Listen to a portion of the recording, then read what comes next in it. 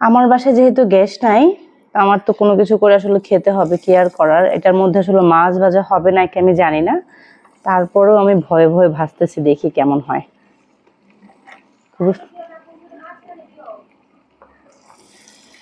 মাঝখানে দিলে তো লেগে যায়, কি হবে আল্লাহ জানে। আল্লাহ আল্লাহ করে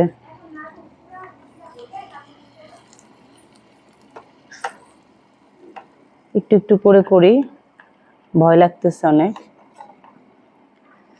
আর এই যে মরিচটা উঠাই ফেলি, মরিচটা তো হয়ে গেছে, এটা দিয়ে ভর্তা করবো, আলু ভর্তা।